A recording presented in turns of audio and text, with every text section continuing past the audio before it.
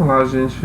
Estou apresentando aqui algumas orientações sobre o texto que vocês estão produzindo, iniciando aí para a gente enviar para a reunião anual da SBPC em 2018, tá? Em Maceió. Eu vou falar nesse vídeo sobre a estrutura do resumo, que teve algumas mudanças aí na regra, as orientações sobre a introdução, especificamente sobre os parágrafos, ok?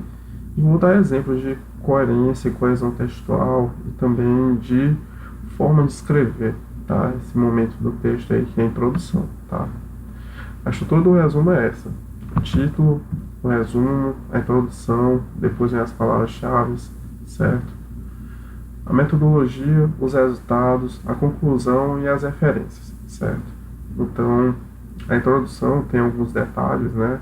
Que ela está organizada implicitamente nos parágrafos de contexto, abordagem, conceito, problema, objetivo, justificativa e o último de metodologia. Para cada método que vai ser criado, para cada objetivo que vai ser criado, um método, uma estratégia, né, de solução do problema é criado. E a gente tenta descrever ele nesse momento aí da metodologia. Para cada método surge um resultado. Então, isso daqui fica mais fácil de comunicar quando, ok, quando a gente tenta preencher essas linhas, né? A gente elege 3 objetivos, para cada objetivo um método e para cada método um resultado, ok? Trouxe alguns exemplos aí de estrutura, tá? Aqui vocês podem ver que o trabalho está iniciando na primeira linha com um código, certo? Esse código ele é dado pela SBPC. Depois é um título, nome dos autores, aqui alguma explicação, descrição dos autores, certo? A instituição que eles pertencem, e-mail, tá? As palavras-chave estão aqui, mas na estrutura nova existe um resumo, tá? Então o resumo vem entre o nome dos autores e as palavras-chave. E depois continua, né? Segue introdução, metodologia e tal. Na introdução, que é o texto que fica mais segmentado, né, implicitamente, o que vocês vão ter que contemplar, tá? O primeiro parágrafo é interessante que tenha uma apresentação do tema, tá? Isso daí pode ser feito com várias estratégias textuais, atualidades, dados recentes sobre o assunto, a história, os desafios, conceitos principais, tá? Isso tudo são estratégias de texto. E aí, logicamente, vocês vão tentar representar ou escolher algumas dessas estratégias para ficar aí no texto, né? Na escrita que vocês vão produzir.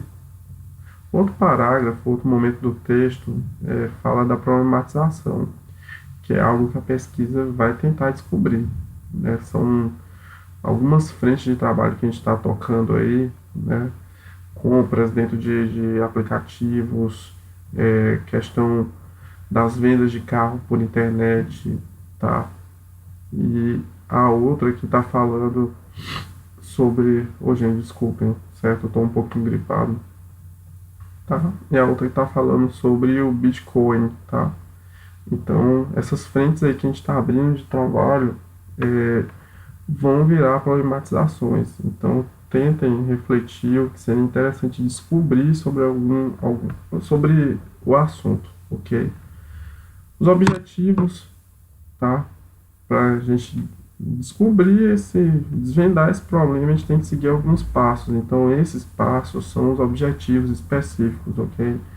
Então, o que a gente tem que fazer, por exemplo, para descobrir como as montadoras estão tentando influenciar a compra de carros novos pela internet? Aí eu vou ter que descobrir. Aí quais são os passos? Primeiro, identificar os sites. Depois, identificar as ferramentas de influência. E depois, por último, perceber se isso realmente causa efeito sobre a variação do consumidor. Para todo trabalho vai ter um objetivo que vai ser como etapas, né, para a gente descobrir a solução desse problema. Então, objetivos fica nesse sentido. E é uma parte do texto da introdução. Depois vem a justificativa, que é a exposição das razões, a escolha do tema, do objeto, dos interlocutores. Por exemplo, a gente escolheu as montadoras. tá? Num trabalho, mas no outro trabalho a gente escolheu vários aplicativos. Qual foi a razão, ou qual foi o motivo para a escolha daqueles aplicativos? A gente pode pegar e justificar, não, a gente acessou um ranking de um site especializado sobre isso, por exemplo, o Tecmundo, e aí ele publicou em dezembro de 2017 um ranqueamento dos aplicativos mais baixados na internet. Pronto, a gente usou um motivo, uma razão para escolher os objetos de pesquisa, que seriam os games, né? Eu posso aqui adotar a escolha dos interlocutores, que é quem dá a informação para a gente trabalhar. Então, poderia fazer essa pesquisa junto aos usuários, aos jogadores. Eu poderia fazer a pesquisa só com gerentes, certo? Então, eu tenho que fazer escolhas dentro do trabalho para saber quem ou como vai ser respondido, por quem e como vai ser respondida a pesquisa, tá? Então, eu tenho que fazer algumas escolhas e isso naturalmente vai delimitando o trabalho, né? Delimitando o tema, a nossa abordagem. A gente não vai poder, sobre um assunto, pesquisar tudo, tá? A gente vai dar a nossa contribuição nesse trabalho. Então, é interessante que no finalzinho aí, ou no começo desse parágrafo justificativo, a gente diga qual a contribuição que a gente está tentando dar. Se é um tema que nunca foi pesquisado, a nossa contribuição é colocar ele como assunto do dia. Se é um assunto polêmico, é interessante que a gente coloque luzes para esclarecer algumas dúvidas, certo? Então, justificativas são diversas, né? E aí tem algumas dicas. No último parágrafo, na introdução, a gente descreve bem, de uma forma bem genérica, o método, tá? Que é as formas que a gente vai tentar, as ferramentas que a gente vai tentar construir para coletar as informações. Por exemplo, a gente vai fazer uma entrevista. Então, isso daí vira uma ferramenta. A gente vai fazer uma observação.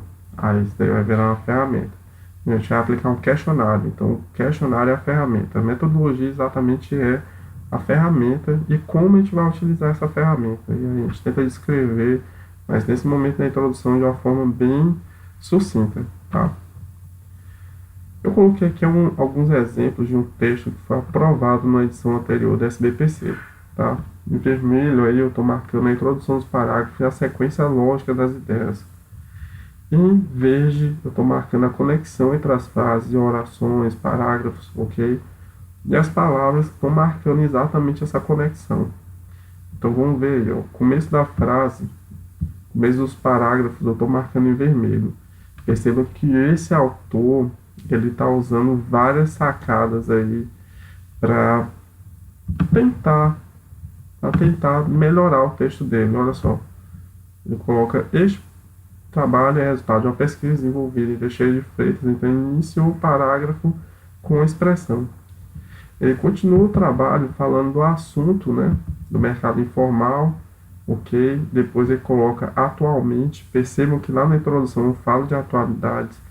Ele traz um dado preciso, que é um dado numérico, percentual, que foi de uma pesquisa. É interessante colocar citações, certo, na introdução. Ele continua, né, muitas vezes, então isso daqui dá, essa expressão muitas vezes também dá uma ideia de continuação do texto, de coesão, coerência textual. Ele coloca assim, vírgula, e aí isso daqui é um exemplo de conjunção, certo? Atualmente também é um exemplo de conjunção adverbial. Ele coloca esta, se caracteriza. Quando ele coloca esta, ele está buscando uma palavra, uma expressão do parágrafo anterior para ele conectar. Então, de novo, é um exemplo de conexão. Então, ele pode estar colocando aqui esta como se fosse faixa etária, por exemplo. E aí, esta faixa etária caracteriza-se pela falta de registros trabalhistas, certo? E aí ele tenta seguir. Ele coloca depois aqui um outro exemplo que é esse ainda, que é uma expressão também de conjunção, tá? E aí segue. E no último parágrafo que ele inicia, né, com um ponto aqui, um último parágrafo colocando nesse sentido, né? Nesse sentido é também como se fosse a continuação, depois da exposição desse motivo. Nesse sentido, a pesquisa buscou identificar como se dá o trabalho informal, ok? Então, isso daí são exemplos de estratégias textuais que o texto pode seguir. Para cada um dos parágrafos, eu separei alguns exemplos, tá? Todos aqui marcados. Apresento pesquisa na sociedade, com evolução. Então, eu gostaria que vocês repetissem o vídeo, ou que lessem com um pouquinho mais de atenção e vissem como é que os autores estão pegando e iniciando os parágrafos, ou então os pontos seguidos, e como é que eles conseguem atribuir coesão dessa forma, tá? Coloca o assunto, depois nesse meio surgiu que meio, aí ele pega e fala das organizações. Então, para cada um dos parágrafos existe um exemplo. Aquilo lá era exemplo de apresentação do tema, ok? Exemplo de problematização. Vejo que alguns textos estão carregando interrogações, né? Ele dá um contexto de problematização. Por favor, deem uma pausa no texto, leiam cada um dos trechos aí, certo? E vejam como é que ele está gerando esse questionamento. Com o passar dos anos, pois isso aí apresentou um contexto de problema e no final interrogou, certo? Aqui nos outros exemplos, da mesma forma, ele está colocando uma situação problema e deixando aí o autor situado sobre o que o trabalho realmente está abordando. Então, primeiro situação problema e depois pergunta, tá? Exemplo de parágrafo de objetivo. Aí, de novo, ele coloca aí as possibilidades, né? Ele coloca, deixa eu ver aqui um texto. Pronto, ó. É interessante marcar a palavra sempre objetivo como uma palavra central aqui desse tipo de parágrafo. O trabalho tal tem como objetivo, e aí ele apresenta, né? Os objetivos, apresentar a meio de ensaio, a natureza teórica, também. Parágrafos de justificativa. São parágrafos de contribuições, né, do texto. Então, ele mostra aqui como é que acontece, né? Quais são as razões para se expor os trabalhos. Então, eu fiz uma seleção, dei uma olhada, tá? E aprendo aí com alguns exemplos. Vocês podem usar exemplos também de trabalhos que foram aprovados, certo? Em edições anteriores. Busquei mais de textos que eram mais estruturados, artigos, tá? Mas fica o exemplo para vocês. Tenta aproveitar o vídeo, voltar em algumas partes para deixar a leitura de vocês mais presa a alguns detalhes, tá bem? Um abraço.